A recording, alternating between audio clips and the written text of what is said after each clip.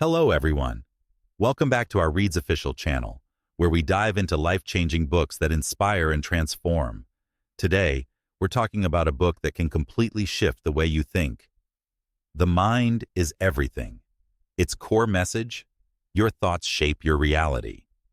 In this video, we're bringing you a powerful summary of the book's conclusion, packed with secrets to transform your life through belief, positive thinking, action, and manifestation. So grab a pen and notebook, get ready to be inspired, and let's jump into this motivational journey. If you're excited, hit that like button now and don't forget to subscribe for more transformative content. Chapter 1. Your thoughts shape your reality. The foundational premise of Chapter 1, In the Mind is Everything, is that your thoughts are the architects of your life. The chapter introduces the transformative idea that everything you experience, your successes, failures, joys, and struggles, is a direct reflection of the thoughts you hold in your mind.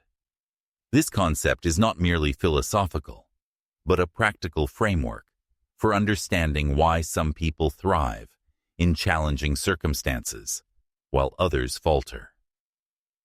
The chapter emphasizes that your mindset is not a passive bystander in your life. It actively shapes your reality, acting like a magnet that attracts outcomes aligned with your dominant thoughts. By becoming aware of your thought patterns and intentionally cultivating positive ones, you can steer your life towards success and happiness. The chapter begins by posing a profound question. Have you ever wondered why certain events unfold in your life? Why do some individuals rise to extraordinary heights of wealth and achievement, while others remain trapped in cycles of poverty or mediocrity? The answer lies in the power of thought. The book asserts that your life is a mirror of your mental landscape. If you consistently think about failure, limitations, or despair, your life will manifest those very outcomes. Conversely, if you fill your mind with thoughts of possibility, success, and resilience, your reality will begin to align with those aspirations. This idea is rooted in the principle that your thoughts are not fleeting or inconsequential. They are seeds that, when planted and nurtured, grow into the circumstances of your life. To illustrate this, the chapter presents a compelling analogy. Your mind is like fertile soil, and your thoughts are the seeds you sow. Positive thoughts, such as confidence and optimism, are like seeds of success that yield a harvest of opportunities and achievements. Negative thoughts, like fear or self-doubt, are akin to weeds that choke your potential and bring challenges. This metaphor underscores the importance of being mindful about what you allow into your mental garden. For example, consider two individuals facing the same setback, such as losing a job. One person might think, "This is the end, I'll never recover," and spiral into despair, missing new opportunities. The other might think, "This is a chance to start something better," and use the situation as a springboard for growth, perhaps starting a new business or learning a new skill. The difference lies in their thoughts, which shape their actions and, ultimately, their outcomes. The chapter further explains that the mind operates like a supercomputer, processing the inputs you provide and delivering outputs in the form of your life's circumstances. If you feed your mind negative thoughts, such as, "I'm not good enough," or "I'll never succeed," it will produce a reality filled with obstacles and disappointments. However, if you input positive, success-oriented thoughts, such as, "I am capable," or "I will find a way," your mind will generate opportunities and solutions. This process is not magical, but psychological, grounded in how your brain filters information and directs your actions. For instance, when you believe you can achieve a goal, your mind becomes more attuned to noticing relevant opportunities, like a job posting or a networking event, that you might otherwise overlook. A key mechanism behind this phenomenon is the law of attraction, which the chapter introduces as a natural consequence of your thought patterns. The law of attraction suggests that you attract into your life what you focus on most intensely. If you dwell on lack, failure, or weakness, you draw those experiences toward you. Conversely, if you focus on abundance, strength, and success, you create conditions that support those outcomes. The chapter uses the example of two friends who lose their jobs. One friend succumbs to negative thinking, believing their life is ruined, and remains stuck in a cycle of complaints and inaction. The other sees the job loss as an opportunity, starts exploring new ventures, and soon finds success. Their circumstances were identical, but their thoughts created divergent realities. The chapter also draws inspiration from historical figures to reinforce its message. It references Mahatma Gandhi, who said, "A man is but the product of his thoughts. What he thinks, he becomes." Gandhi's life exemplifies this principle. Despite facing immense challenges, his unwavering belief in nonviolence and justice shaped a movement that changed the world. Similarly, Abraham Lincoln, born into poverty, never accepted that his circumstances defined his future. He believed he was destined for greatness, and this mindset propelled him to become one of America's most revered presidents. These examples demonstrate that successful people are not necessarily born with special advantages. They cultivate a mindset that aligns with their ambitions. To apply this principle, the chapter emphasizes the importance of self-awareness. Most people are unaware of the thoughts running through their minds, allowing negative patterns to dominate. The first step to changing your reality is to observe your thoughts without judgment. When a negative thought arises, such as, "I'm not capable of this," pause and ask, "Is this true, or is it just fear?" Often, negative thoughts are not rooted in reality, but in conditioned fears or past experiences. By questioning them, you weaken their hold and create space for positive alternatives. For example, if you catch yourself thinking, "I'll never get this promotion," challenge it by asking, "What evidence do I have that I can't succeed?" Then, replace it with a thought like, "I have the skills and determination to earn this opportunity." Another powerful tool introduced in the chapter is the use of affirmations, positive statements you repeat to yourself to rewire your thinking. Affirmations like, "I am capable of achieving my goals," or "I am strong and resilient," may feel awkward at first, but with repetition, they become ingrained in your subconscious. The chapter explains that your brain begins to accept these statements as truth, influencing your actions and decisions. For instance, an athlete preparing for a competition might repeat, "I am a winner," to boost confidence, which in turn improves their performance. Over time, these affirmations shift your mindset from doubt to certainty, paving the way for success. The chapter also highlights the importance of controlling your mental focus. Your mind is constantly bombarded with stimuli, and what you choose to focus on shapes your reality. If you obsess over problems, you'll see more problems. If you focus on solutions, you'll find them. This selective attention is why successful people prioritize thoughts that empower them.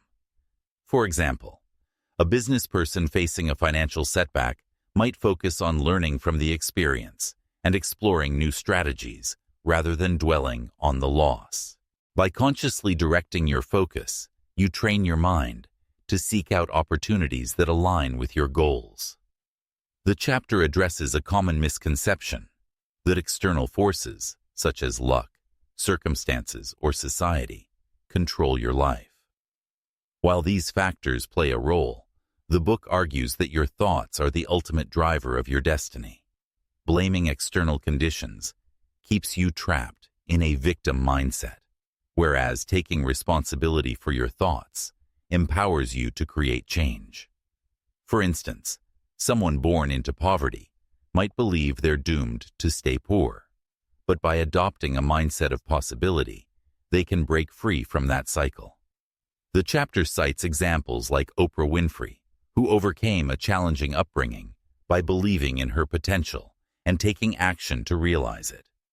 To deepen the understanding of this concept, the chapter explores the psychological and neurological basis of thought-driven reality.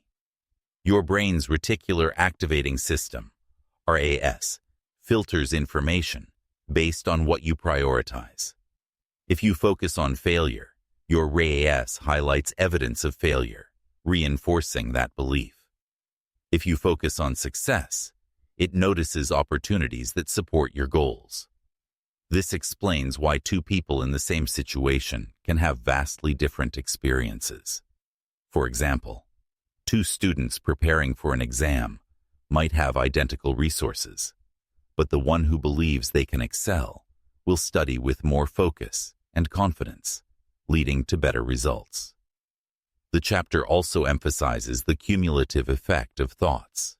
A single thought may not change your life, but consistent thought patterns shape your habits, actions, and ultimately your reality.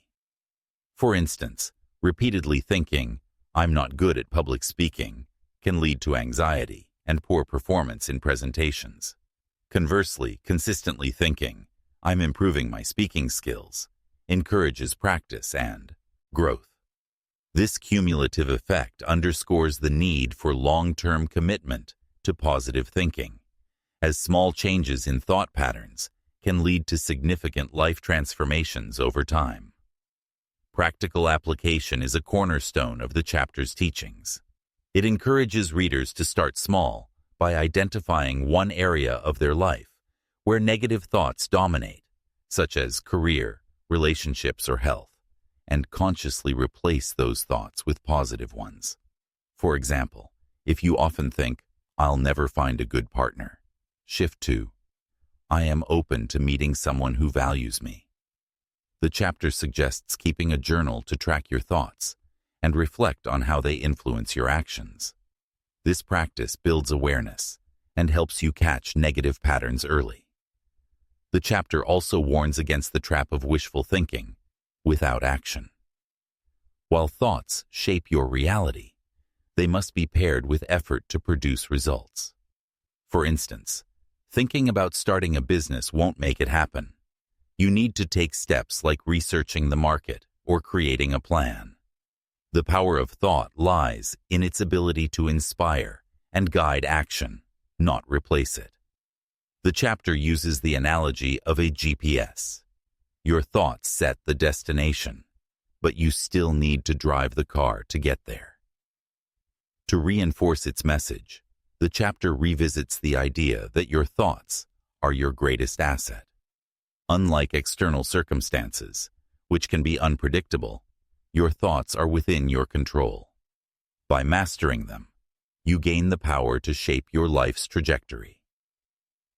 The chapter cites the example of Nelson Mandela, who, despite years of imprisonment, maintained a vision of freedom and equality.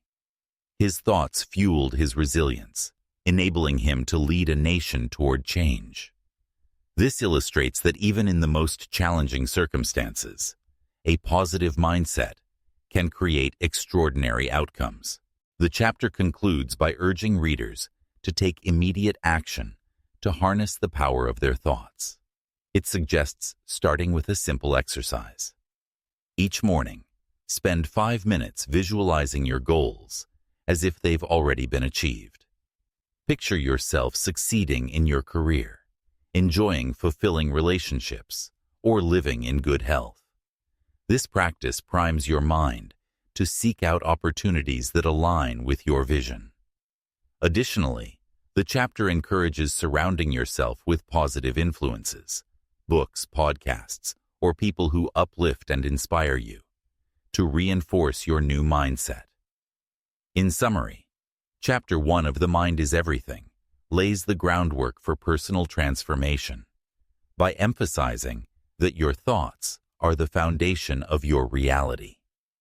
By cultivating self-awareness, using affirmations, focusing on positive outcomes, and taking responsibility for your mental landscape, you can reshape your life. The chapter's message is clear. Your mindset is your most powerful tool, and by aligning it with your goals, you can create a life of success, happiness, and fulfillment. This principle sets the stage for the subsequent chapters, which build on the idea that your thoughts, beliefs, and actions are interconnected drivers of your destiny. Chapter 2. The Power of Belief, Detailed Summary. Chapter 2 of The Mind is Everything delves into the transformative power of belief, asserting that your belief system is the invisible force that defines the boundaries of your life.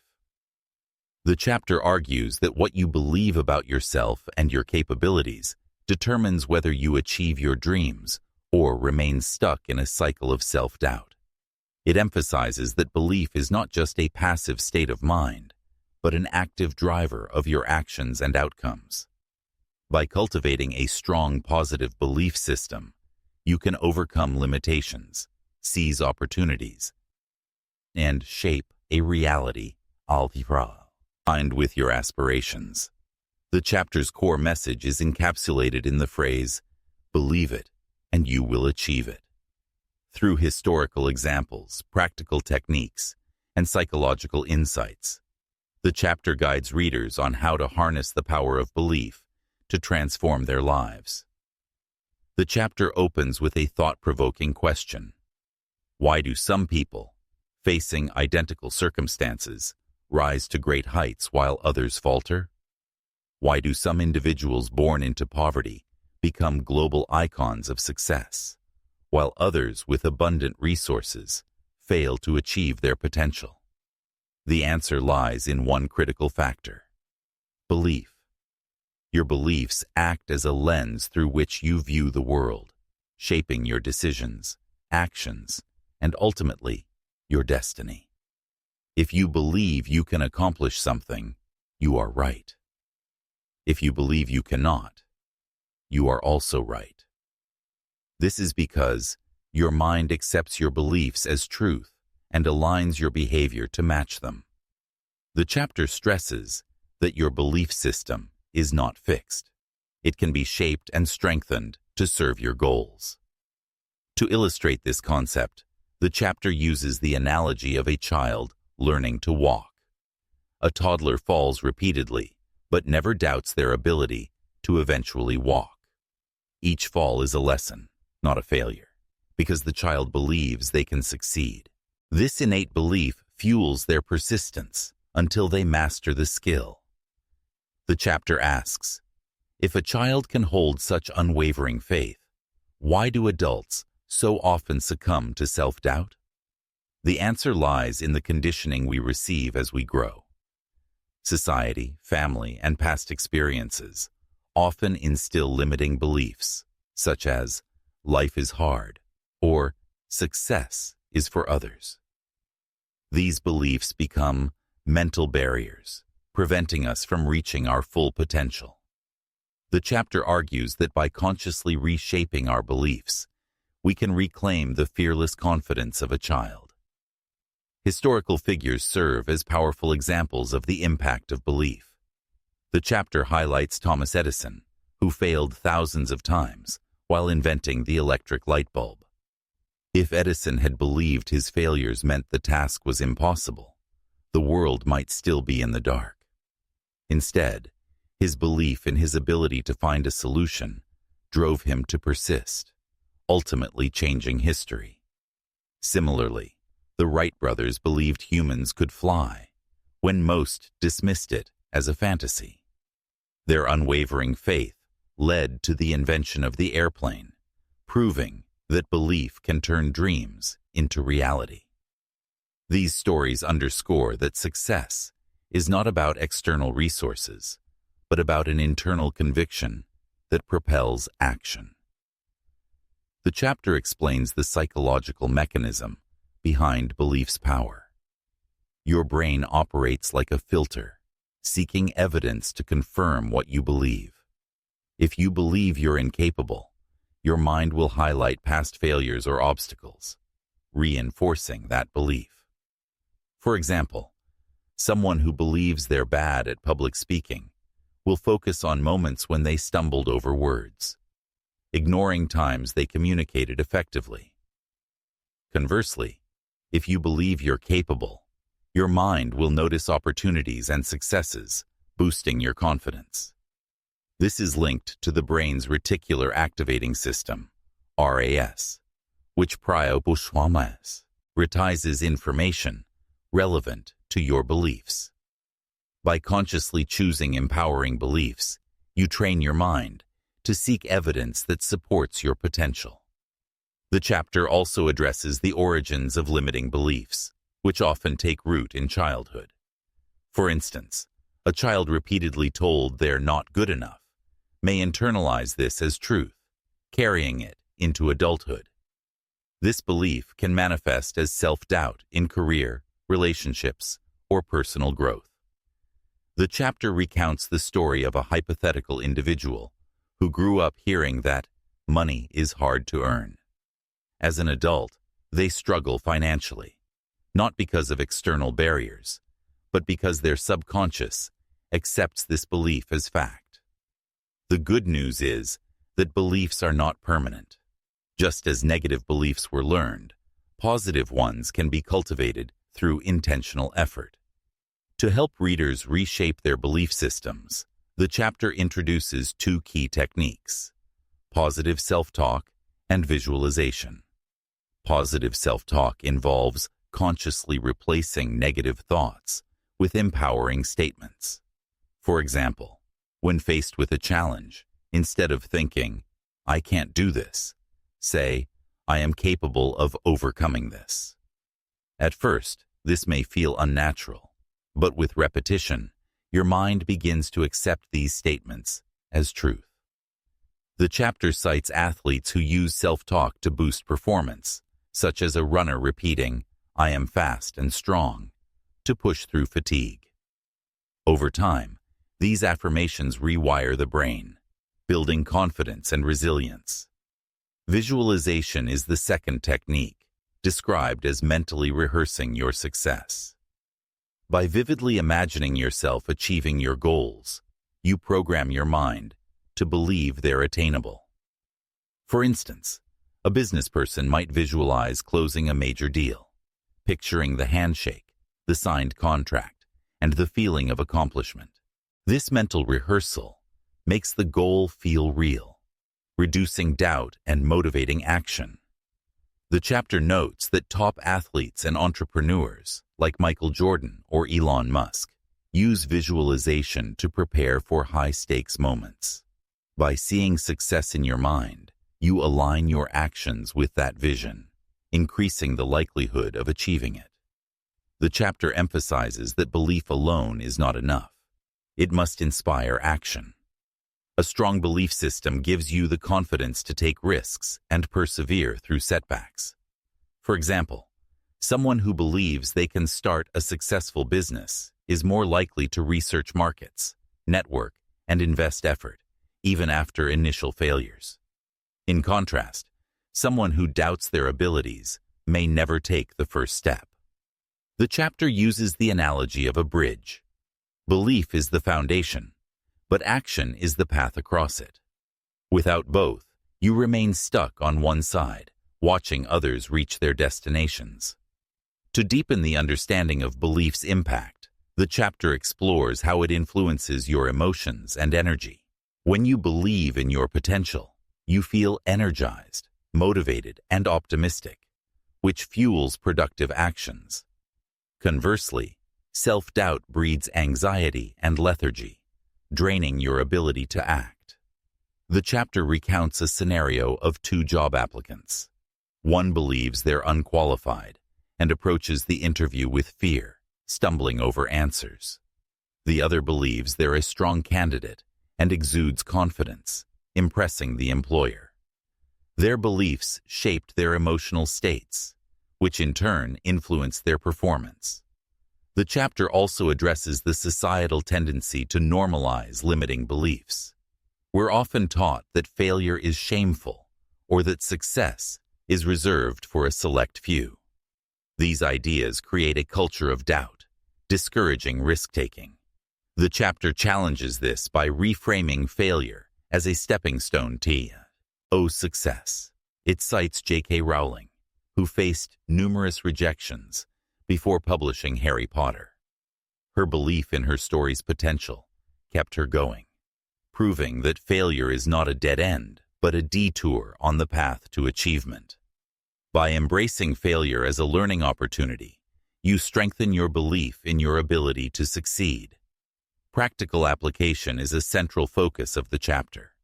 It encourages readers to start by identifying one limiting belief holding them back, such as, "I'm not smart enough," or "I'll never be wealthy."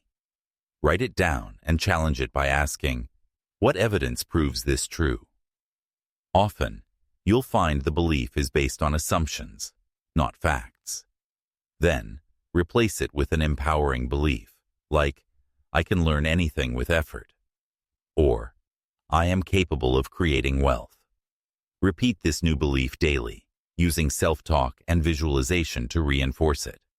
For example, if you're nervous about a presentation, visualize yourself speaking confidently and receiving applause. Then affirm, "I am a powerful communicator." The chapter also suggests surrounding yourself with positive influences to bolster your belief system. Spend time with people who uplift you, read inspiring books, or listen to motivational content.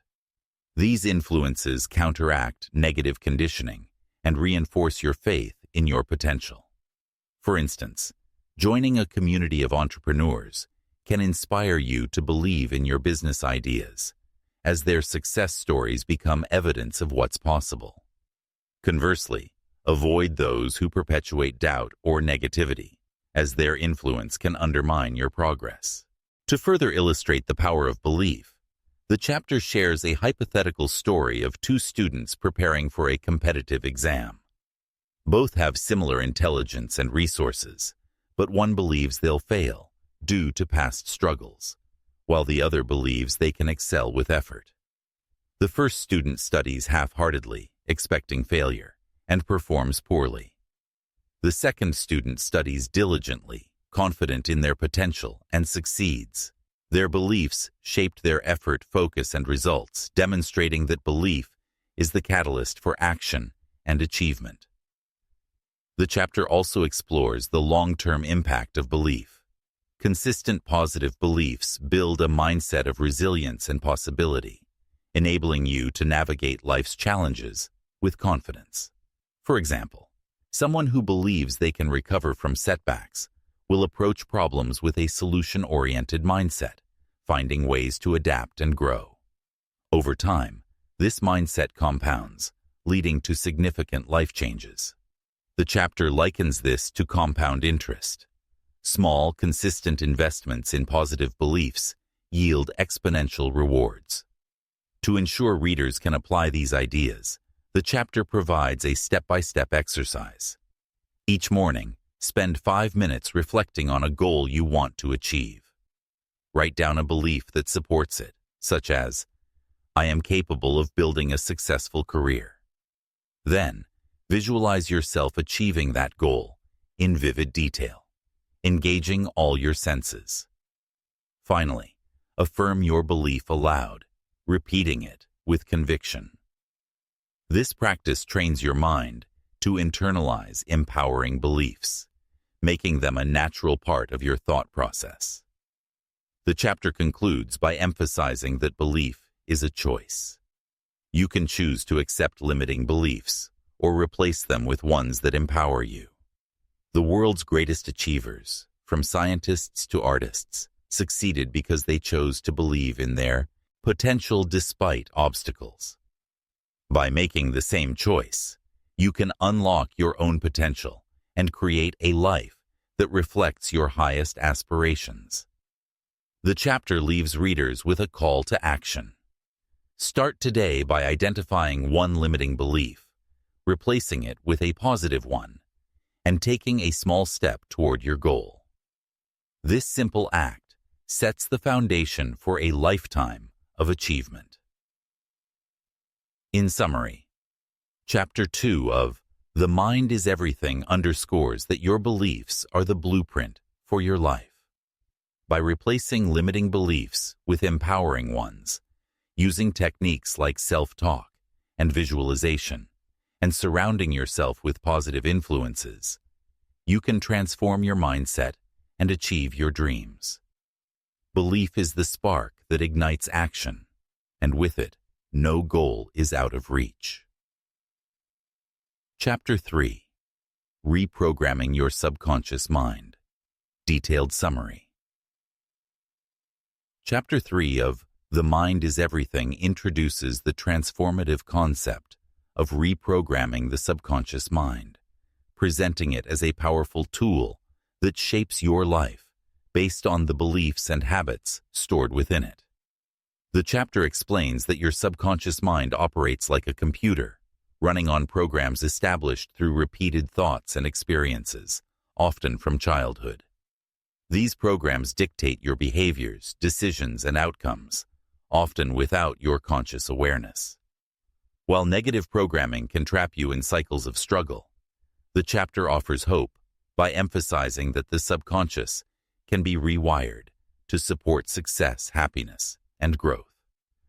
Through techniques like affirmations, visualization, and gratitude, you can reprogram your subconscious to align with your goals, turning it into an ally for creating the life you desire. The chapter begins with a relatable observation. Have you ever noticed how some tasks, like riding a bicycle or driving a car, become effortless over time? Initially, these activities require intense focus. Every movement, from balancing to shifting gears, demands conscious effort. However, with practice, they become second nature, performed without thinking. This is the work of the subconscious mind, which stores repeated actions and beliefs, automating them to guide your life. The chapter explains that your subconscious doesn't judge whether these stored patterns are helpful or harmful. It simply executes them. For example, if you repeatedly think, "I'm not good at math," your subconscious accepts this as truth, making math feel harder than it is. Understanding this mechanism is the first step to taking control of your subconscious programming. The subconscious mind is described as a repository of your deepest beliefs, formed largely during childhood. For instance, a child constantly told that money is hard to earn, or "you'll never amount to anything," internalizes these messages. As an adult, these beliefs manifest as financial struggles or low self-esteem, not because of external circumstances, but because the subconscious is programmed to expect failure. The chapter illustrates this with a hypothetical example. A person raised with the belief that relationships always fail may sabotage their partnerships unconsciously, fulfilling the prophecy embedded in their subconscious. This explains why some people face recurring problems in specific areas of life, like finances, relationships, or health. Their subconscious is running outdated, limiting programs. The chapter emphasizes that this programming is not your fault, as it often stems from external influences like parents, teachers, or society. However, it is your responsibility to change it. The good news is that the subconscious is malleable, much like a computer's software. Just as you can install new programs to improve a computer's performance, you can reprogram your subconscious to support your aspirations. This process requires intentional effort to replace negative beliefs with positive ones, aligning your subconscious with your conscious goals. The chapter positions this as a liberating truth. No matter how limiting your past programming, you have the power to rewrite it and transform your life. To make this concept accessible, the chapter uses the analogy of a garden. Your subconscious is the soil, and your thoughts are the seeds. Negative thoughts, like weeds, can overrun the garden, stifling growth. Positive thoughts, like carefully chosen plants, can flourish into a vibrant landscape. For example, someone who believes they're unworthy of success may avoid opportunities, reinforcing their belief. In contrast, someone who plants the seed of, "I am capable of achieving my goals," will seek out opportunities, leading to growth. The chapter stresses that reprogramming the subconscious is like tending a garden. It requires consistent effort to remove weeds and nurture healthy plants. The first technique for reprogramming the subconscious is affirmations, positive statements repeated regularly to instill new beliefs. For instance, saying, "I am successful and confident" daily can shift your mindset from self-doubt to empowerment. The chapter explains that affirmations work because the subconscious responds to repetition. When you consistently affirm something, your mind begins to accept it as truth, influencing your actions. For example, a student struggling with exams might repeat, "I am a quick learner," which boosts their confidence and study habits. The chapter advises starting with simple, believable affirmations to avoid resistance, gradually building to more ambitious as your subconscious adapts. Visualization is the second technique, described as mentally picturing your desired outcomes as if they've already happened. By vividly imagining yourself achieving a goal, such as delivering a successful presentation or living in financial abundance, you signal to your subconscious that this is your reality. The chapter cites elite athletes who visualize winning races, imagining every detail, from the crowd's cheers to the feel of the finish line. This mental rehearsal primes the subconscious to align your actions with that vision. For instance, visualizing a promotion might motivate you to work harder, network more, or develop new skills, making the goal more attainable. The third technique is gratitude, which the chapter presents as a powerful way to shift your subconscious focus from lack to abundance. By regularly acknowledging what you're thankful for, your health, relationships, or small achievements, you train your subconscious to notice positivity. This creates a feedback loop. Gratitude attracts more reasons to be grateful. For example, someone who daily reflects on their supportive family may feel more emotionally secure, which boosts their confidence in other areas. The chapter suggests a simple practice. Each night, write down 3 things you're grateful for, no matter how small. Over time, this rewires your subconscious to prioritize abundance over scarcity. The chapter delves into the science behind these techniques, explaining that the subconscious doesn't distinguish between reality and imagination. When you visualize or affirm something, your brain releases neurotransmitters like dopamine, which enhance motivation and focus. This is why athletes who visualize success often perform better. They've mentally rehearsed the outcome, making it feel familiar. Similarly, gratitude triggers positive emotions, strengthening neural pathways associated with optimism. The chapter cites studies showing that people who practice gratitude experience improved mental health and resilience, proving that these techniques are grounded in psychology, not just wishful thinking. To illustrate the impact of subconscious programming, the chapter shares a story of 2 individuals with similar backgrounds but different outcomes. One grew up hearing, "You'll never succeed," and struggles with low confidence, avoiding risks. The other, despite similar circumstances, was encouraged to believe in their potential and becomes a successful entrepreneur. The difference lies in their subconscious programming. One was wired for failure, the other for for success. This highlights that your subconscious doesn't create your reality alone. It amplifies the beliefs you feed it, making it critical to choose those beliefs wisely. The chapter also addresses common obstacles to reprogramming the subconscious. One is resistance from old beliefs, which can feel like an internal tug of war. For example, if you affirm, "I am wealthy," but your subconscious believes money is scarce, you may feel skeptical. The chapter advises persistence, noting that reprogramming takes time, much like learning a new skill. Another obstacle is external influences, like negative people or media, which reinforce limiting beliefs. The chapter suggests limiting exposure to such influences and seeking out positive ones, like motivational books or supportive communities, to reinforce new programming. Practical application is a key focus.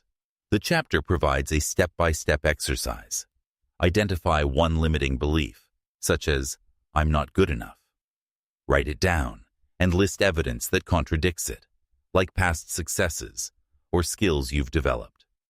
Then, create an affirmation to counter it, such as, "I am capable and deserving of success." Repeat this affirmation daily, ideally in front of a mirror, and visualize achieving a related goal. For example, if your goal is a better job, picture yourself thriving in that role. Finally, practice gratitude by noting 3 positive aspects of your life each day. This multi-pronged approach ensures your subconscious absorbs the new programming. The chapter also explores the long-term benefits of reprogramming. A subconscious aligned with success creates a ripple effect, improving your confidence, decision-making, and resilience. For instance, someone who reprograms their mind to believe, "I can handle challenges," will approach setbacks with a problem-solving mindset, turning obstacles into opportunities. Over time, this compounds into significant life changes, like career advancements or healthier relationships. The chapter likens this to upgrading a computer's operating system. A better system runs more efficiently, producing better results. To deepen the concept, the chapter discusses how the subconscious influences your habits. For example, if your subconscious believes, "I'm always late," you may unconsciously procrastinate, reinforcing the habit. By affirming, "I am punctual and organized," you can shift your behavior, arriving on time consistently. This shows that reprogramming isn't just about big goals, but also daily habits that shape your life. The chapter encourages small, consistent changes, like affirming punctuality, to create a foundation for larger transformations. Historical examples reinforce the chapter's message. It references Oprah Winfrey, whose subconscious was reprogrammed through years of affirming her worth, despite a challenging upbringing. Her belief in her potential drove her to pursue opportunities others might have dismissed, leading to her global success. Similarly, the chapter mentions Nelson Mandela, whose belief in freedom and justice, ingrained in his subconscious, sustained him through decades of imprisonment. These stories illustrate that reprogramming the subconscious can lead to extraordinary outcomes, even in the face of adversity. The chapter also addresses skepticism about reprogramming, acknowledging that it may seem like positive thinking, fluff. It counters this by emphasizing that these techniques are rooted in neuroplasticity, the brain's ability to form new neural connections. By consistently practicing affirmations, visualization, and gratitude, you create new pathways that support positive beliefs. The chapter cites research showing that repetitive, positive practices, like meditation or journaling, can rewire the brain, reducing stress and enhancing focus. This scientific backing reassures readers that reprogramming is a practical, evidence-based process. To ensure lasting change, the chapter advises creating a supportive environment.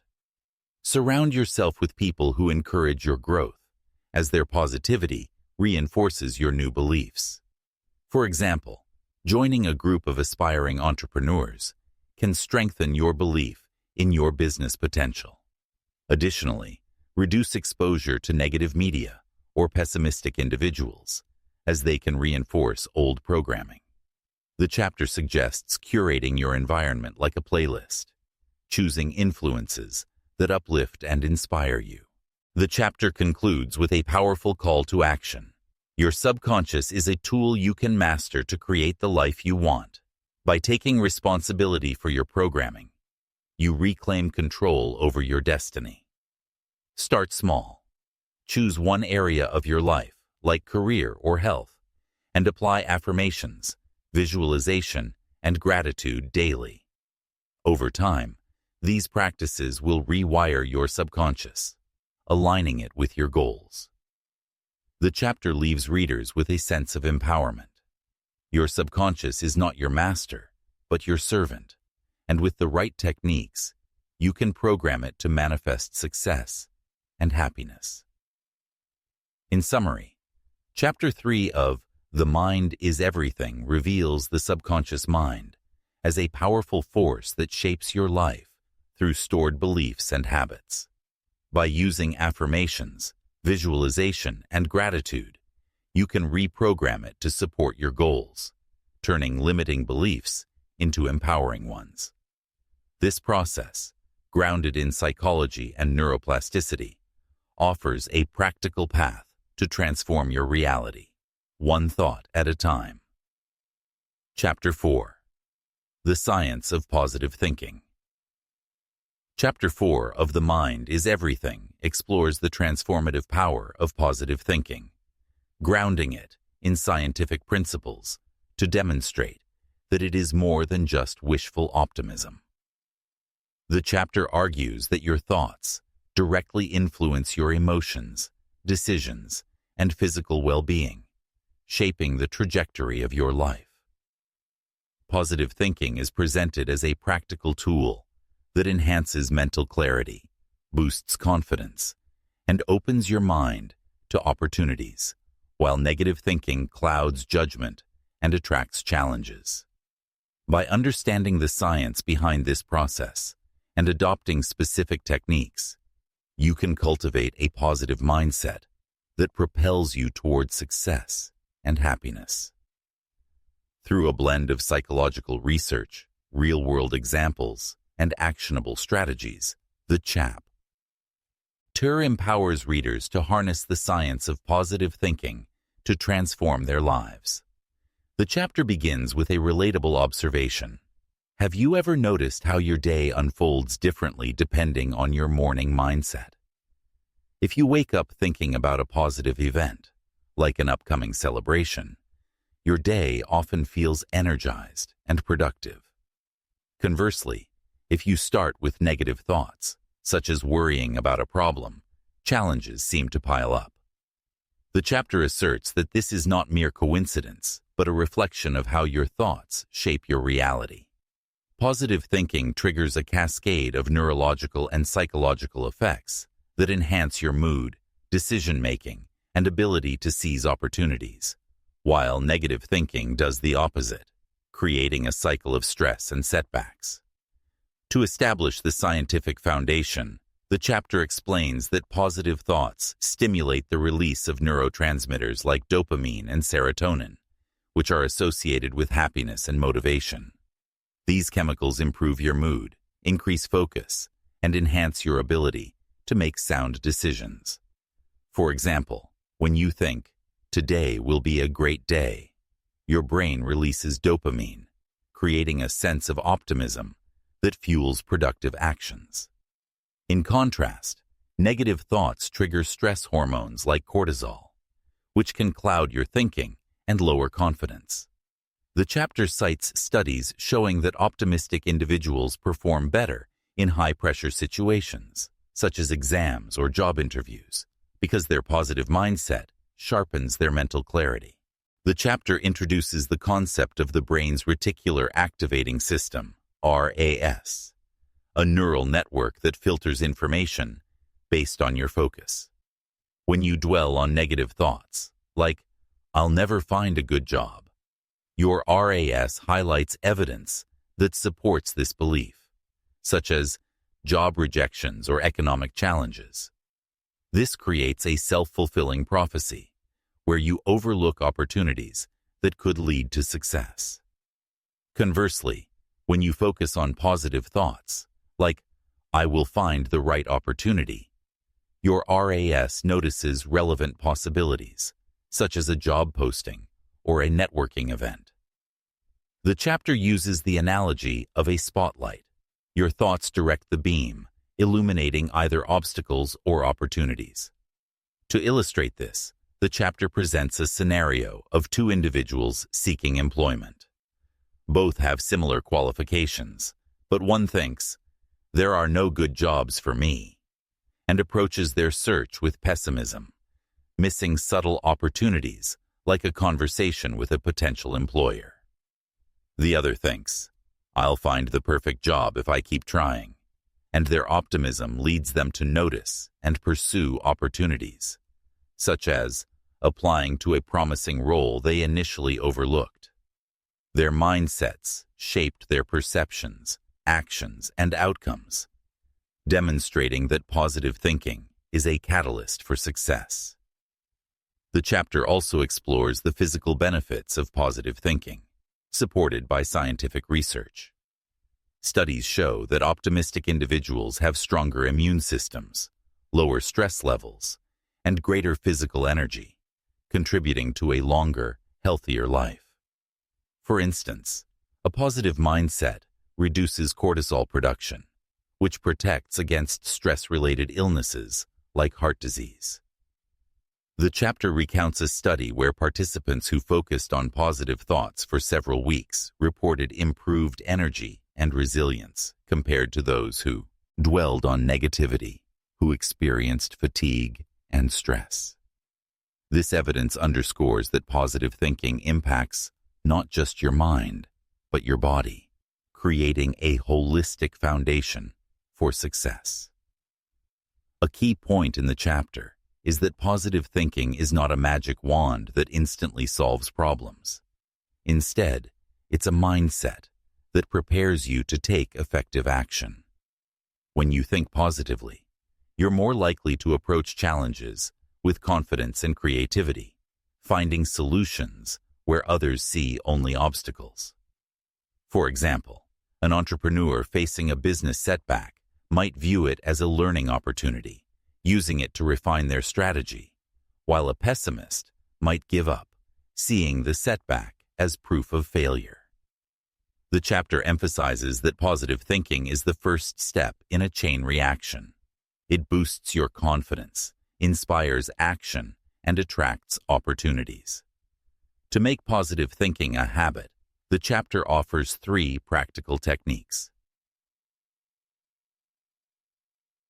The first is to challenge negative thoughts immediately. When a thought like, "I'm not good enough," arises, ask, "Is this true, or is it just fear?" Often, negative thoughts are exaggerations or assumptions with no basis in reality. For instance, if you think, "I'll fail this presentation," list evidence of past successes, like times you communicated effectively. This process weakens negative thought patterns and creates space for positive ones. The chapter advises keeping a journal to track negative thoughts and counter them with evidence, building a habit of critical self-reflection. The second technique is using affirmations and visualization to reinforce positive thinking. Affirmations are simple statements like, "I am capable of achieving my goals," repeated daily to reprogram your mind. Visualization involves picturing your success in vivid detail, such as imagining yourself excelling in a job interview.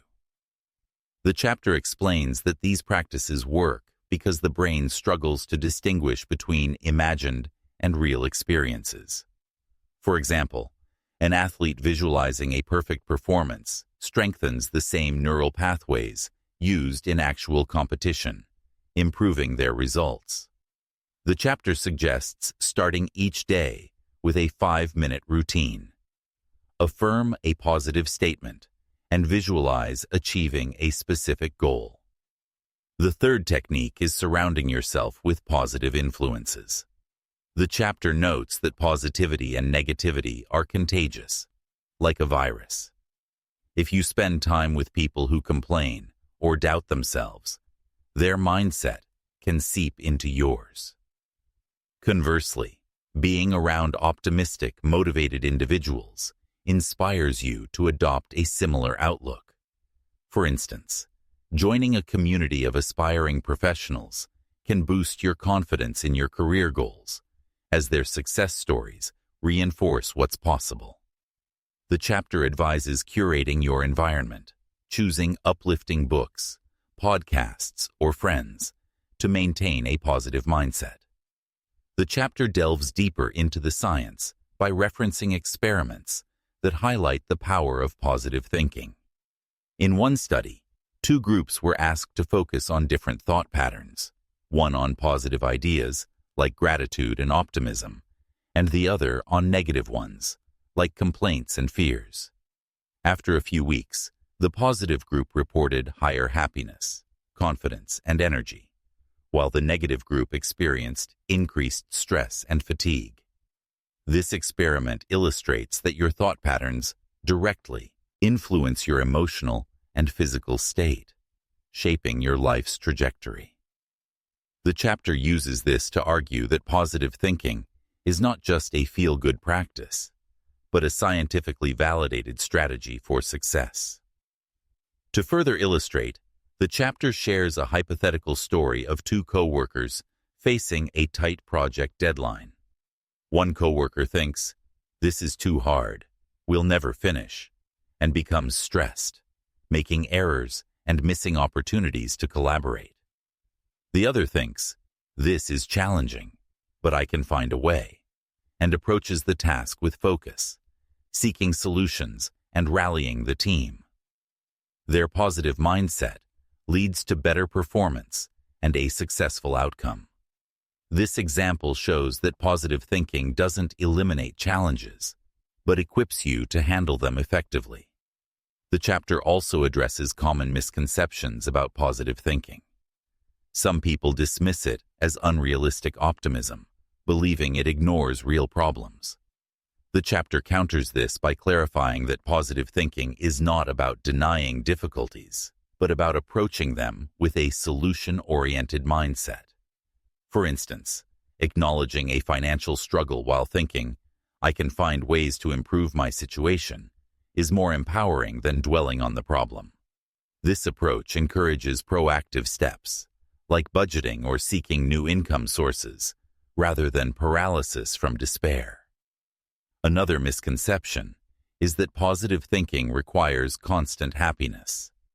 The chapter clarifies that it's about maintaining an optimistic outlook even during setbacks.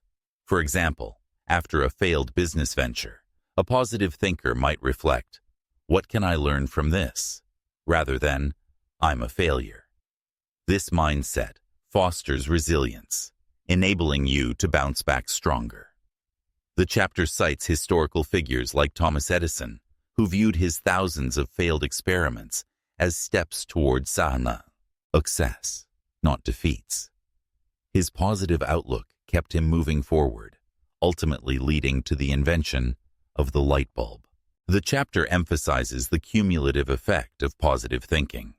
A single positive thought may not change your life, but consistent positivity reshapes your mindset over time. For instance, daily affirmations like, "I am growing stronger every day," build confidence, which influences your actions, like taking on new challenges. Over months or years, these small shifts compound, leading to significant life changes, such as career advancements or improved relationships. The chapter likens this to planting a tree. Daily care may seem minor, but it yields a strong, enduring result. Practical application is a cornerstone of the chapter. It provides a detailed exercise. Start each morning by writing down 3 positive affirmations, such as, I am confident, I attract opportunities, and I handle challenges with ease. Then, spend a few minutes visualizing a specific goal, like succeeding in a project, imagining the details vividly. Finally, reflect on one thing you're grateful for to set a positive tone for the day. This routine, practiced consistently, trains your mind to default to positivity, making it easier to spot opportunities and act with confidence. The chapter also explores the role of environment in sustaining positive thinking. Negative environments, like workplaces filled with gossip or media focused on fear, can erode your optimism. The chapter advises limiting exposure to such influences and seeking out positive ones, like inspirational books or supportive friends. For example, reading about successful entrepreneurs can reinforce your belief in your own potential, while negative news might amplify doubts. This selective exposure helps maintain a positive mental state, aligning your thoughts with your goals. To deepen the concept, the chapter discusses how positive thinking influences your relationships. A positive mindset makes you more approachable and collaborative, attracting like-minded people. For instance, someone who radiates optimism at work is more likely to build strong professional networks, opening doors to opportunities. Conversely, negativity can push people away, limiting your support system. The chapter recounts a story of a manager who, by adopting a positive outlook, inspired their team to perform better, leading to a successful project and career growth. The chapter concludes with a powerful message. Positive thinking is a choice that shapes your reality. It's not about ignoring problems, but about facing them with confidence and creativity. By challenging negative thoughts, using affirmations and visualization, and curating a positive environment, you can harness the science of positive thinking to transform your life. The chapter urges readers to start today by adopting one positive thought and acting on it, setting the stage for a life of greater success and happiness. In summary, Chapter 4 of The Mind is Everything demonstrates that positive thinking is a scientifically backed strategy that enhances your mental, emotional, and physical well-being. By understanding its mechanisms and applying practical techniques, you can rewire your mind to focus on opportunities, take effective action, and create a reality aligned with your aspirations. Chapter 5. Overcoming Fear and Doubt. Chapter 5 of The Mind is Everything tackles the pervasive barriers of fear and doubt, presenting them as mental constructs that hold people back from achieving their full potential. The chapter asserts that fear and doubt are not external forces, but internal creations of the mind, often rooted in outdated survival instincts or societal conditioning. By understanding their origins and employing specific strategies, you can overcome these obstacles and unlock a life of courage and opportunity. Through a blend of psychological insights, historical examples, and practical techniques, the chapter empowers readers to confront fear and doubt head-on, transforming them from roadblocks into stepping stones toward success. The chapter begins with a relatable question. Have you ever felt an invisible force stopping you from pursuing a big goal, like starting a business or speaking in public? This force, the chapter explains, is often fear or doubt, which act as mental gatekeepers that prevent action. Most people experience these emotions at some point, whether it's fear of failure, ridicule, or uncertainty about their abilities. The chapter emphasizes that you are not alone in feeling this way. Fear and doubt are universal. but they don't have to control your life. By recognizing them as products of your mind, you can take steps to dismantle their power and move forward. The chapter delves into the origins of fear, explaining that it stems from the brain's survival mechanism, designed to protect our ancestors from physical dangers like predators. This instinct, while useful in the past, is often misapplied in modern life, where threats are more psychological than physical. For example, when you consider applying for a promotion, your brain might trigger fear with thoughts like, "What if I fail?" or "What if I'm not good enough?" These thoughts are the mind's attempt to keep you in your comfort zone, avoiding perceived risks. The chapter argues that this outdated mechanism can limit your potential, as most modern dangers are not life-threatening, but opportunities for growth. Doubt, the chapter explains, is closely tied to fear, often arising from a lack of self-belief. When you doubt your abilities, your mind searches for evidence to confirm that doubt, such as past failures or criticisms. This creates a self-fulfilling cycle. Doubt leads to hesitation, which leads to missed opportunities, reinforcing the doubt. For instance, someone who doubts their public speaking skills might avoid presentations, missing chances to improve, and thus confirming their belief that they're not good enough.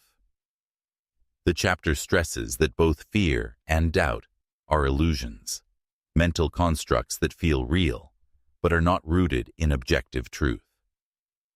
To illustrate, the chapter shares a hypothetical scenario of two individuals offered a chance to start a new project. One is paralyzed by fear, thinking, "What if I mess up and everyone laughs?" They decline the opportunity, reinforcing their self-doubt. The other feels the same fear, but pushes through, thinking, "Even if I fail, I'll learn something."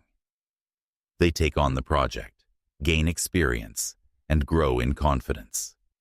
The difference lies in how they respond to fear and doubt, showing that these emotions don't dictate outcomes. Your reaction to them does. The chapter draws on historical examples to reinforce its message. It references Thomas Edison, who faced thousands of failures while inventing the light bulb. When asked why he didn't give up after so many attempts, Edison famously said, "I have not failed. I've just found 10,000 ways that won't work." His refusal to let fear of failure or doubt in his abilities stop him led to one of history's greatest inventions. Similarly, the chapter mentions J.K. Rowling, who overcame repeated rejections to publish Harry Potter. Her belief in her story's potential allowed her to push past doubt, proving that courage in the face of fear can lead to extraordinary success. Psychologically, the chapter explains that fear and doubt are amplified by the brain's tendency to focus on negative outcomes, a phenomenon known as the negativity bias. This bias causes you to overestimate risks and underestimate your capabilities. For example, when preparing for a job interview, you might fixate on the possibility of stumbling over questions rather than your qualifications. The chapter argues that this bias can be countered by consciously redirecting your focus to positive possibilities, retraining your brain to see challenges as opportunities rather than threats. The chapter introduces 3 practical techniques for overcoming fear and doubt. The first is to acknowledge and accept fear rather than suppress it. When fear arises, such as before a public speech, don't ignore it. Instead ask, "What is this fear trying to protect me from?" Often, you'll find it's guarding against imagined scenarios, like embarrassment, rather than real danger. By naming the fear, you reduce its power. For example, someone afraid of public speaking might realize their fear stems from worry about being judged, not an actual threat. This awareness allows them to reframe the situation as a chance to connect with an audience. The second technique is taking action despite fear, which the chapter describes as the most effective way to diminish it. Fear grows stronger when you avoid it, but confronting it repeatedly makes it feel less threatening. The chapter uses the example of stage fright. Someone who fears public speaking can start by practicing in front of a small, supportive group. Each exposure reduces the fear, as the brain learns that the situation is safe. This process, known as desensitization, rewires the brain to associate the feared activity with success rather than danger. The chapter encourages starting with small actions, like speaking up in a meeting, to build confidence gradually. The third technique is positive self-talk, which involves challenging doubtful thoughts and replacing them with empowering ones. When your mind says, "I can't do this," respond with, "Why not? I've handled tough situations before." This dialogue shifts your mindset from doubt to possibility.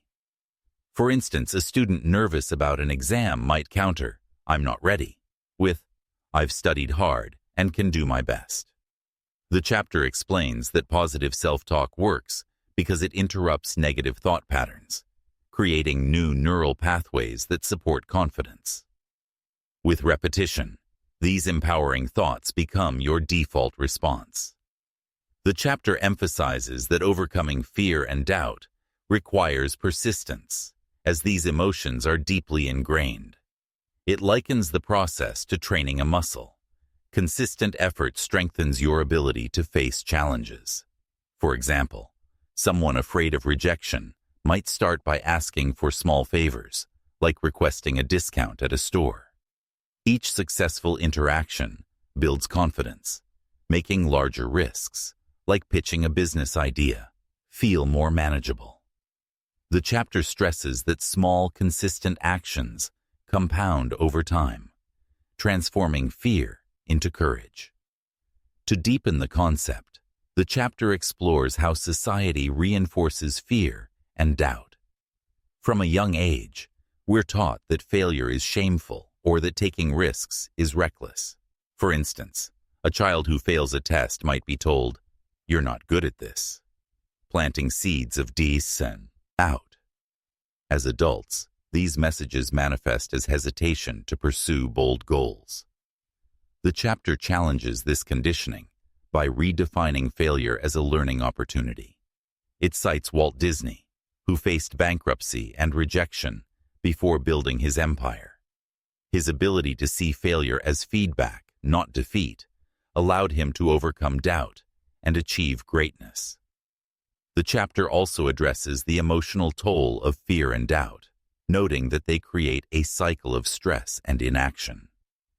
When you fear failure, you may procrastinate or avoid challenges, which reinforces self-doubt and limits growth.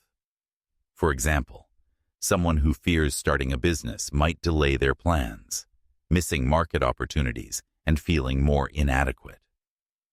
The chapter argues that breaking this cycle requires confronting fear head-on, as avoidance only strengthens it.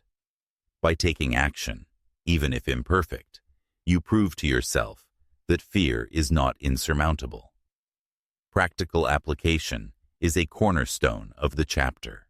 It provides a step-by-step exercise. Identify a fear or doubt holding you back, such as fear of public speaking. Write it down and list the worst-case scenarios, like forgetting your lines. Then ask, how likely is this, and how would I handle it? Often, you'll realize the consequences are less severe than imagined. Next, take a small action to face the fear, like practicing a speech with a friend. Finally, use positive self-talk, affirming, "I am a confident speaker," before and after the action. This approach builds momentum, making larger challenges feel achievable. The chapter also explores the role of visualization in overcoming fear. By imagining yourself succeeding in a feared situation, you reduce anxiety and build confidence. For instance, before a job interview, visualize answering questions confidently and receiving an offer. This mental rehearsal primes your brain for success, making the actual event feel familiar. The chapter cites athletes who visualize perfect performances to reduce pre-competition nerves, showing that this technique is widely used by high achievers. Combining visualization with action creates a powerful synergy, diminishing fear's grip. The chapter addresses common objections, such as the belief that fear is a sign of weakness. It counters that fear is a natural human response, even for successful people. The difference lies in how you respond. Courageous people act despite fear, while others let it paralyze them. The chapter also clarifies that overcoming fear doesn't mean eliminating it, but learning to coexist with it. For example, a seasoned performer may still feel stage fright, but uses it as energy to enhance their performance. This reframing transforms fear from an enemy into a motivator. To reinforce its message, the chapter shares a hypothetical story of two aspiring entrepreneurs. One fears failure and doubts their skills, so they never launch their business, remaining stuck in a job they dislike. The other feels the same fear, but takes small steps, like researching their idea or seeking mentorship. Over time, their confidence grows, and they build a successful venture. The difference lies in their willingness to act despite fear, showing that courage is not the absence of fear, but the decision to move forward. The chapter also discusses the long-term benefits of overcoming fear and doubt. Each time you face a fear, you build self-belief, creating a positive feedback loop. For instance, someone who overcomes fear of public speaking may gain confidence to lead meetings, pitch ideas, or negotiate deals, opening new career opportunities. Over time, this compounds into a set of resilience, where challenges become opportunities to grow. The chapter likens this to climbing a mountain. Each step forward builds strength, making the next step easier. The chapter concludes with a powerful call to action. Fear and doubt are not your enemies, but opportunities to grow stronger. By acknowledging fear, taking action, and using positive self-talk, you can break free from their limitations. The chapter urges readers to identify one fear today, perhaps asking for a raise or trying a new skill, and take a small step to confront it. This act of courage sets the stage for a life where fear no longer holds you back, allowing you to pursue your dreams with confidence. In summary, Chapter 5 of The Mind is Everything reveals fear and doubt as mental barriers that can be overcome through awareness, action, and positive self-talk. By understanding their origins and applying practical techniques, you can transform these obstacles into catalysts for growth, unlocking a life of courage and possibility. Chapter 6. Taking Action with the Right Mindset. Chapter 6 of The Mind is Everything emphasizes that dreams and aspirations remain unfulfilled without action, and that action is most effective when paired with the right mindset. While positive thinking and strong beliefs set the foundation for success, it is through deliberate, consistent action that you transform your thoughts into reality.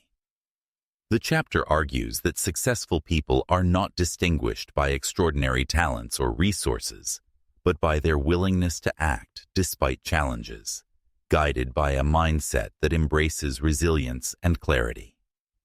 Through practical strategies, psychological insights, and real-world examples, the chapter empowers readers to bridge the gap between dreaming and achieving by taking purposeful steps with a success-oriented mindset.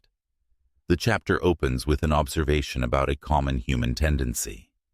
Many people have grand dreams, whether to become wealthy, achieve career success, or live a fulfilling life, but fail to act on them. They talk about their goals, saying things like, "One day I'll start my own business."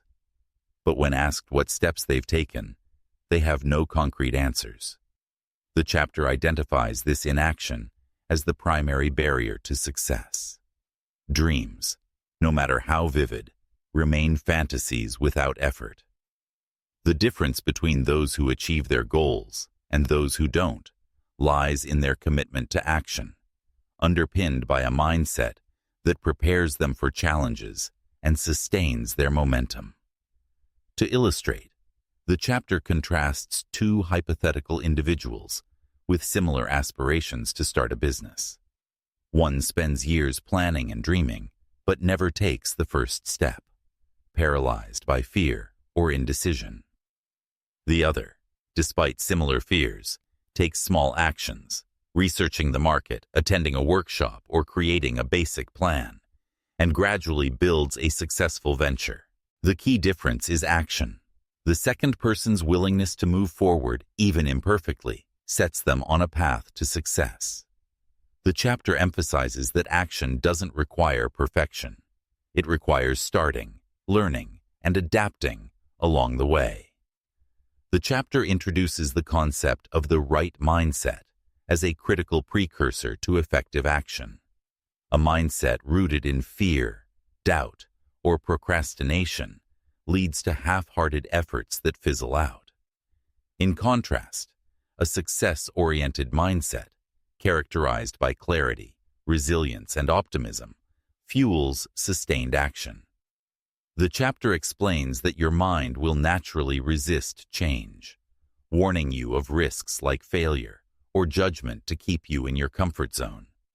For example, when considering a career change, thoughts like, "This is too hard," or "What if I fail?" may arise.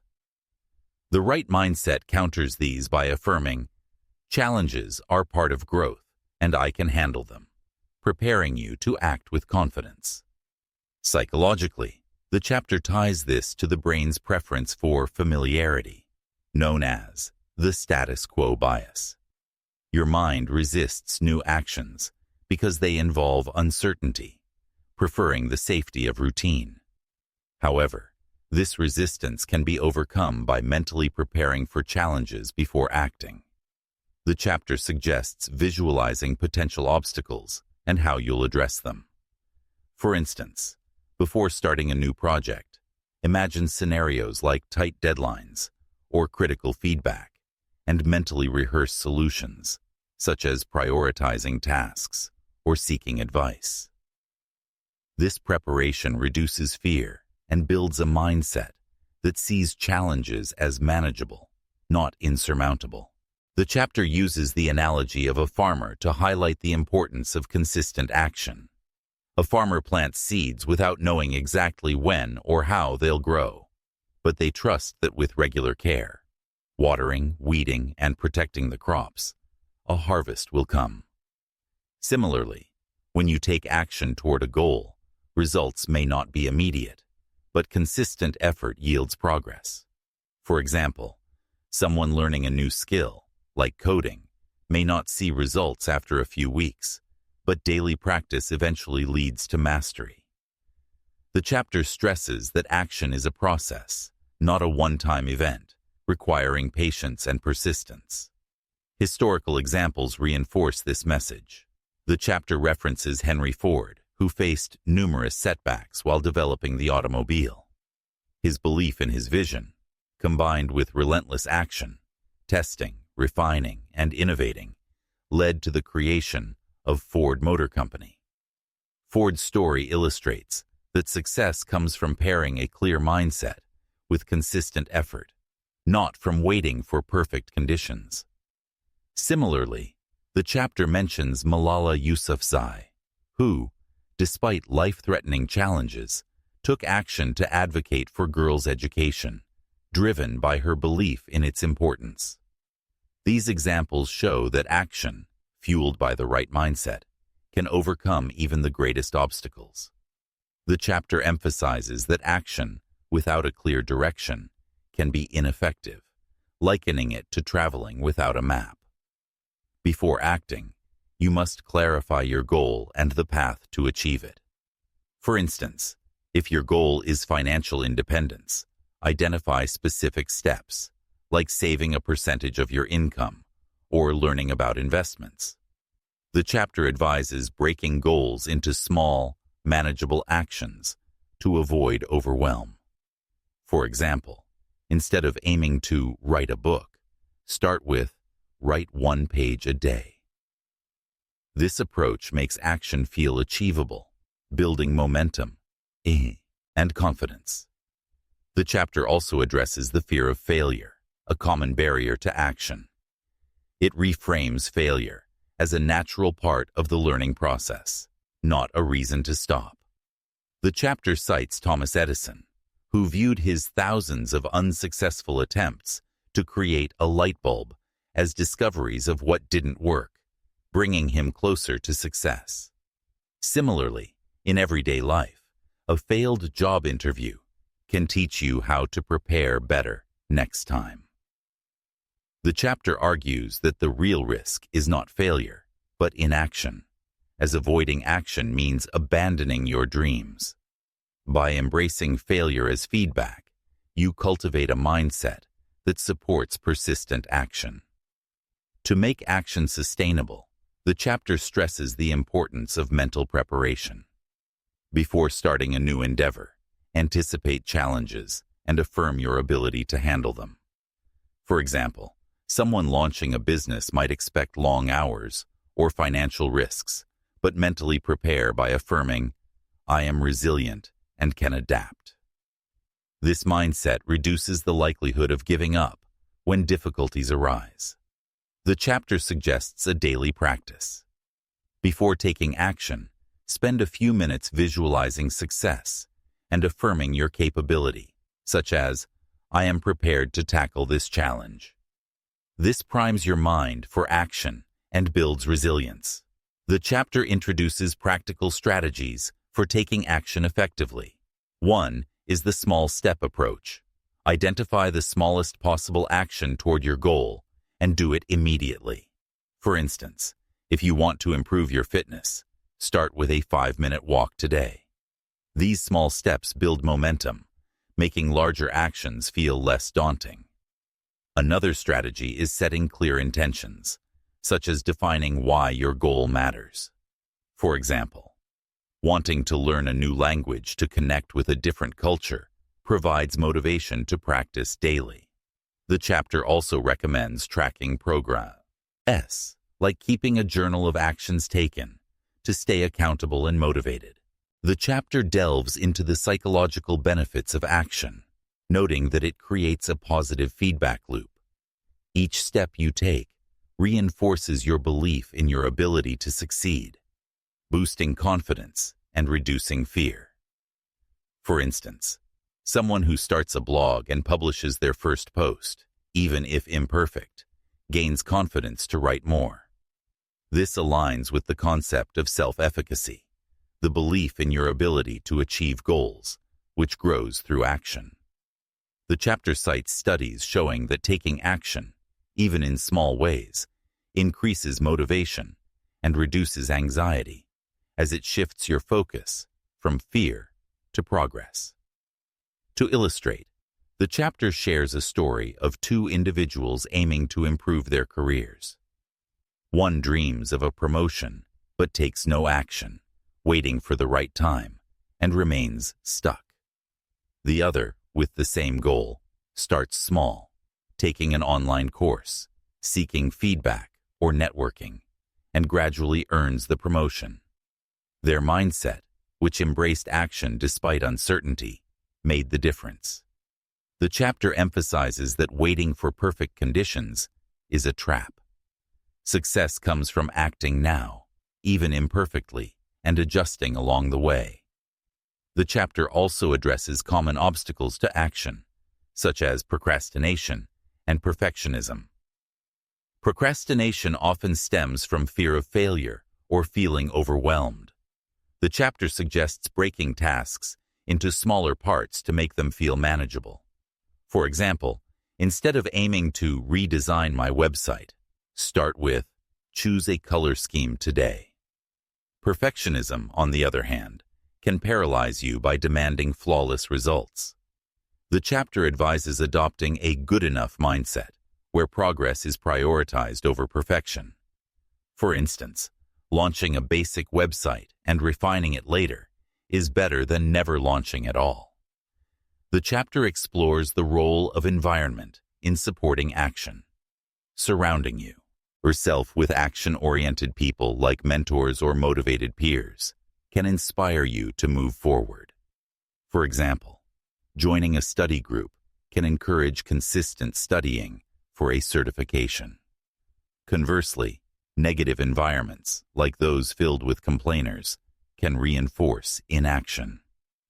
The chapter recommends curating your surroundings, reading success stories, listening to motivational podcasts, or joining communities aligned with your goals to maintain a proactive mindset. The chapter also discusses the long-term impact of consistent action. Small daily efforts compound over time, leading to significant results. For instance, writing 500 words a day can produce a novel in a year, while saving $10 a week can build substantial savings over a decade. The chapter likens this to a snowball rolling downhill, gaining size and momentum with each turn. By staying committed to action, even when results aren't immediate, you create a trajectory toward success. The chapter cites Oprah Winfrey, who took consistent steps, studying, networking, and seizing opportunities to rise from poverty to global influence. Practically, the chapter provides a step-by-step exercise to kickstart action. Identify one goal, like starting a side hustle, and write down why it matters to you. Break it into the smallest possible first step, such as researching one idea for 10 minutes. Take that step today, then affirm, I am capable of achieving this goal. Track your progress in a journal, noting each action and how it makes you feel. This exercise builds momentum and reinforces a success-oriented mindset. The chapter suggests repeating this daily, gradually increasing the size of your actions as confidence grows. The chapter addresses skepticism about the need for a right mindset, noting that some believe action alone is enough. It counters that without the right mindset, actions are often inconsistent or misdirected. For example, someone who starts a fitness routine but believes they'll fail may quit at the first setback. A mindset of resilience ensures you keep going, adjusting your approach as needed. The chapter cites research showing that individuals with a growth mindset, believing abilities can improve with effort, are more likely to persist in challenging tasks, leading to better outcomes. The chapter concludes with a call to action. Your dreams are only as real as the steps you take to achieve them. By cultivating a mindset that embraces challenges and taking consistent, purposeful actions, you can turn your aspirations into reality. The chapter urges readers to take one small step today toward a goal, no matter how modest, and affirm their ability to succeed. This act sets the foundation for a life where action, guided by the right mindset, leads to extraordinary results. In summary, Chapter 6 of The Mind is Everything underscores that action, paired with a success-oriented mindset, is the bridge between dreams and reality. By starting small, preparing for challenges, and staying consistent, you can overcome obstacles and achieve your goals, transforming your life one step at a time. Chapter 7. Manifesting Success and Happiness. Chapter 7 of The Mind is Everything explores the concept of manifestation, the process by which your thoughts, beliefs, and emotions shape your reality, drawing success and happiness into your life. The chapter presents manifestation as a dynamic interplay between your inner mindset and the external world, where your mental energy acts like a magnet, attracting outcomes that align with your deepest convictions.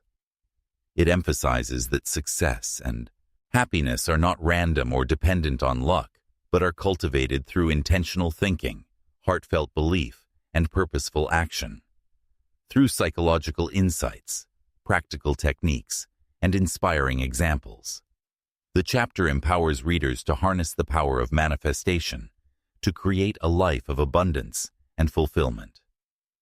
The chapter begins by addressing a common observation. Some people seem to effortlessly attract success and happiness, while others, despite hard work, face constant struggles. The difference, it argues, lies not in chance, but in the energy you project through your thoughts and emotions. The core principle of manifestation is that what you deeply believe and feel becomes your reality. When you focus on positive outcomes with conviction, you send a signal to the universe that attracts opportunities, people, and circumstances to support your vision. Conversely, dwelling on negativity or lack draws more of the same into your life. This idea, often called the law of attraction, is presented as a natural law, as reliable as gravity, guiding the outcomes of your life based on your mental and emotional state. To illustrate, the chapter shares a hypothetical scenario of two individuals with similar skills and opportunities. One constantly complains, thinking, "Nothing ever works out for me," and their life is filled with setbacks and missed chances. The other believes, "I attract opportunities and success," and consistently encounters helpful people and favorable situations. Their external circumstances are similar, but their internal focus creates vastly different realities. The chapter emphasizes that manifestation is not about wishing for miracles, but about aligning your mindset with your goals to create a receptive environment for success. The chapter explains the psychological and energetic mechanics of manifestation. Your thoughts and emotions emit a vibrational energy that interacts with the world around you.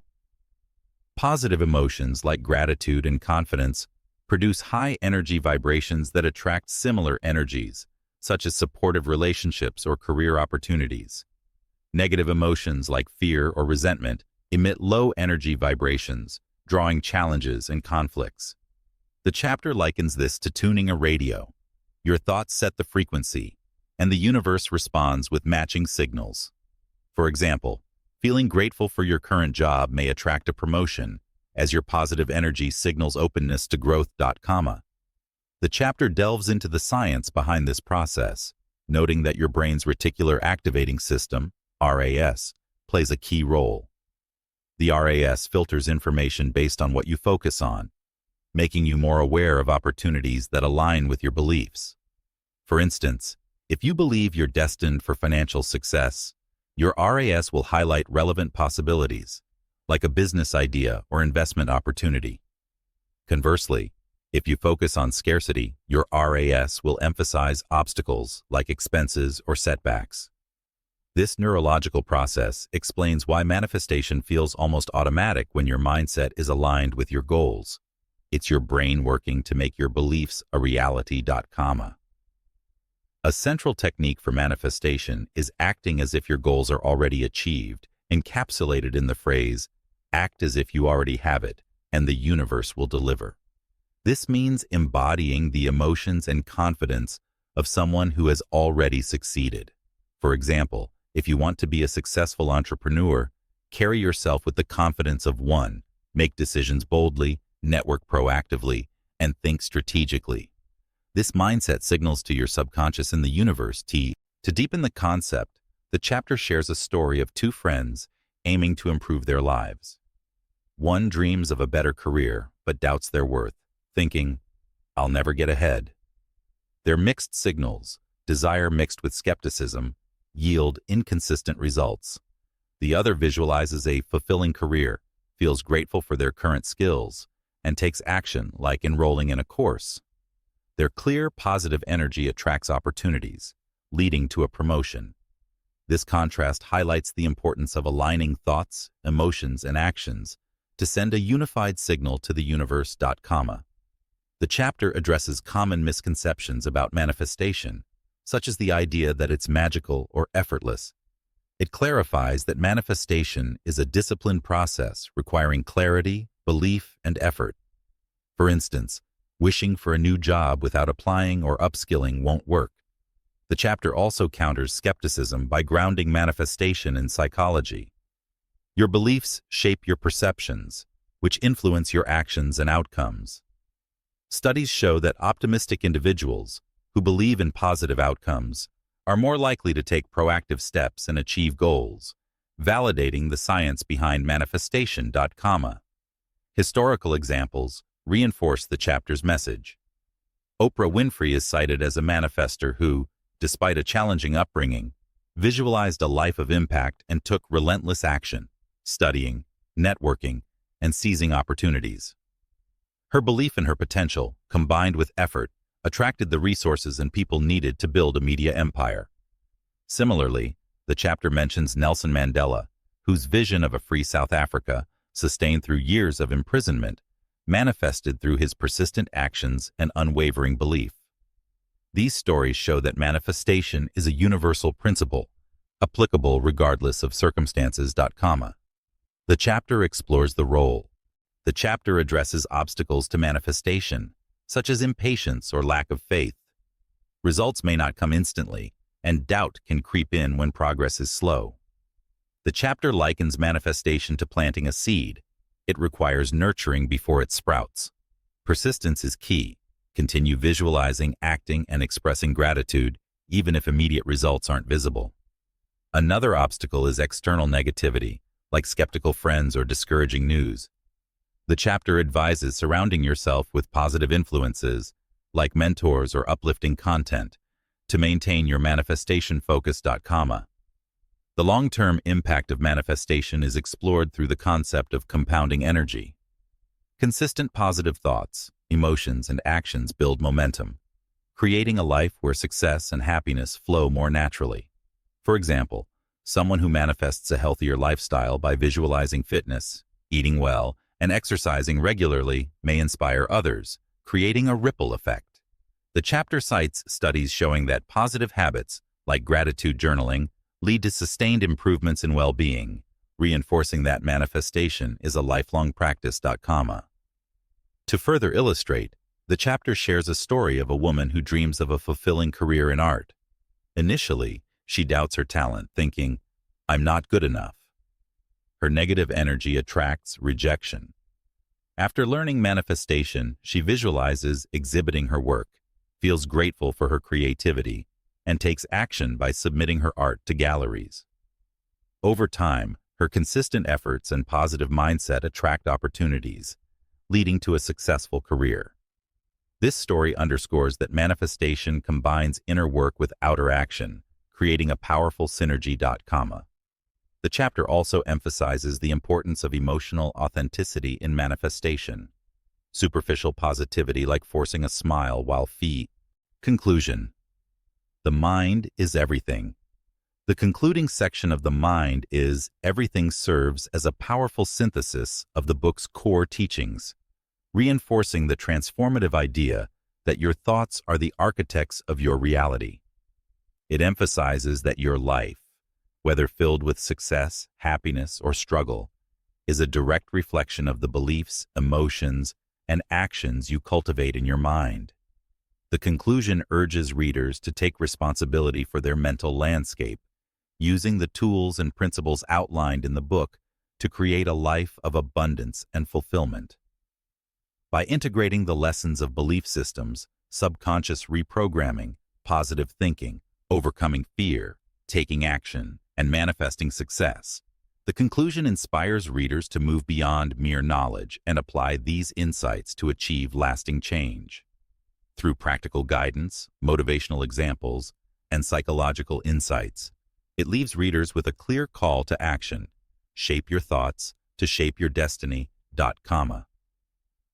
The conclusion begins by reiterating the book's central premise: your thoughts create your reality. Every experience in your life, from your career achievements to your personal relationships, mirrors the dominant thoughts you hold. If you think thoughts of limitation, fear, or scarcity, your life will reflect those qualities. Conversely, if you cultivate thoughts of possibility, confidence, and abundance, your reality will align with those aspirations. The conclusion emphasizes that this is not a passive process, but an active one, requiring you to take control of your mind. It challenges readers to reflect on their current life circumstances and ask, what thoughts have led me here, and what thoughts can lead me to where I want to be? This question sets the stage for personal transformation, framing the mind as the ultimate tool for change. To illustrate this, Next, the conclusion highlights the importance of reprogramming the subconscious mind, which stores habits and beliefs that drive your behavior.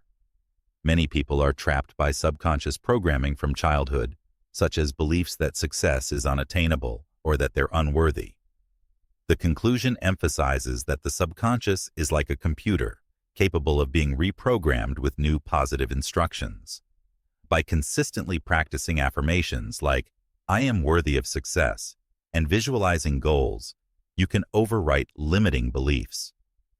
The conclusion shares the story of a hypothetical individual who, raised with the belief that money is evil, struggled financially until they reprogrammed their subconscious with affirmations like, I attract wealth and use it for good, leading to financial success. The conclusion also underscores the science of positive thinking, which enhances mental clarity, emotional well-being, and physical health.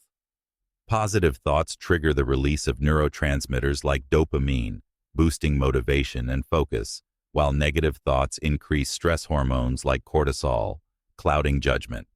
The conclusion cites research showing that optimistic individuals live longer, healthier lives because their mindset supports resilience and proactive behavior. For example, a positive thinker facing a job loss might see it as a chance to pivot to a new career, while a negative thinker might spiral into despair. The conclusion encourages daily practices like gratitude journaling to maintain a positive outlook. Overcoming fear and doubt is another critical lesson recapped in the conclusion. Fear and doubt are mental barriers that keep you from acting on your dreams, but they can be overcome by acknowledging them, taking small actions, and using positive self-talk. The conclusion references J.K. Rowling, who faced rejection but persisted because The conclusion integrates these lessons into a cohesive message. Your mind is your greatest asset, and by mastering it, you can create any reality you desire. It challenges readers to move beyond passive consumption of these ideas and apply them actively. Knowledge alone is not enough. Transformation requires consistent practice. The conclusion suggests a daily routine. Spend 5 minutes visualizing a goal. Affirm your ability to achieve it. Express gratitude for what you have, and take one small action. This simple practice, done consistently, can lead to profound changes over time. Much like compound interest, grows wealth incrementally. To deepen the impact, the conclusion explores the psychological basis of these principles. Your brain's neuroplasticity allows it to form new pathways based on repeated thoughts and actions. For instance, regularly affirming, I am confident, strengthens neural connections associated with confidence, making it a natural state. Studies show that practices like gratitude and visualization reduce stress and enhance goal-directed behavior, supporting the book's claims. The conclusion frames this as empowering. No matter your past, you can rewire your brain to support a brighter future. The conclusion also addresses common obstacles to applying these principles, such as skepticism or impatience. Some may doubt that thoughts can shape reality, dismissing it as overly simplistic. The conclusion counters this by emphasizing that thoughts influence actions, which create outcomes. For example, Believing you can learn a new skill motivates you to practice, leading to mastery. Impatience is another barrier. Results take time, and instant gratification is rare. The conclusion likens transformation to planting a tree. Daily care yields growth, but only with patience. It encourages readers to trust the process and focus on progress, not perfection. Historical and modern examples inspire readers to act on these teachings. The conclusion references Mahatma Gandhi, whose belief in nonviolence, reinforced by persistent action, led to India's independence. Similarly, it mentions modern figures like Serena Williams, who visualized success and took disciplined action to become a tennis legend. These stories show that the principles of the book are timeless and universal, applicable to anyone willing to apply them. The conclusion encourages readers to see themselves as capable of similar achievements, no matter their starting point. The conclusion also explores the ripple effect of a transformed mindset. When you change your thoughts, you not only improve your life, but inspire others. For instance, a parent who adopts a positive mindset may motivate their children to do the same, creating a legacy of optimism. The conclusion cites communities where collective positive thinking, like in successful startups, leads to innovation and growth. This ripple effect underscores the broader impact of mastering your mind, extending beyond personal success to influence those around you. Practically, the conclusion provides a detailed action plan to integrate the book's teachings. Start by identifying one area of your life to transform, such as career, health, or relationships. Write down a specific goal, like, I will advance in my career. Each morning, visualize achieving this goal, feeling the emotions of success. Affirm your capability, saying, I am skilled and deserving of this opportunity. Take one small action daily, like updating your resume or networking. Finally, express gratitude for your current resources, such as your education or support system. This routine aligns your thoughts, emotions, and actions, creating a powerful cycle for change. The conclusion addresses the emotional barriers to transformation, such as fear of change or feeling unworthy. It encourages self-compassion, reminding readers that everyone starts somewhere. For example, someone hesitant to pursue a dream due to past failures can affirm, my past does not define my future. The conclusion also suggests seeking supportive communities, like mentors or like-minded peers, to reinforce your efforts. These connections provide encouragement and accountability, making it easier to stay committed. The long-term impact of applying these principles is a life of purpose and fulfillment. The conclusion shares a hypothetical story of a man who, feeling stuck in a dead-end job, applies the book's teachings. He visualizes a fulfilling career, reprograms his subconscious with affirmations, overcomes fear by taking small steps, and practices gratitude. Over time, he lands a dream job, builds confidence, and inspires his family. This story illustrates that consistent application of the book's principles can lead to profound, lasting change, transforming not just your circumstances, but your entire outlook. The conclusion also emphasizes the importance of persistence. Transformation is a journey, not a destination, and setbacks are inevitable. The conclusion likens this to learning to ride a bike. Falls are part of the process, but persistence leads to mastery. It encourages readers to view setbacks as opportunities to refine their approach, using positive thinking and action to stay on course. For instance, a failed business venture can teach valuable lessons, paving the way for future success if you persist. The conclusion wraps up with a motivational call to action. Your thoughts are the key to your destiny, and now is the time to act. It urges readers to stop waiting for the perfect moment and start today, using the tools of belief, positive thinking, the action, and manifestation. The conclusion suggests reflecting on one lesson from the book that resonates most, perhaps overcoming fear or practicing gratitude, and applying it immediately. This small step, repeated daily, can lead to miraculous changes, proving that your mind is your greatest asset. In summary, the conclusion of The Mind is, everything synthesizes the book's teachings into a powerful message. Your thoughts shape your reality, and by mastering them, you can create a life of success and happiness. Through belief, subconscious reprogramming, positive thinking, courage, action, and manifestation, you hold the power to transform your destiny. The conclusion inspires readers to apply these principles with persistence and faith, starting today, to build a life that reflects their highest aspirations. And that's a wrap on our summary of The Mind is Everything's Conclusion. This book has shown us that our thoughts are the key to creating the life we want. Now, the question is, will you just listen to these ideas, or will you apply them to spark real change? Take one small step today. Set a goal, think positively, and act on it.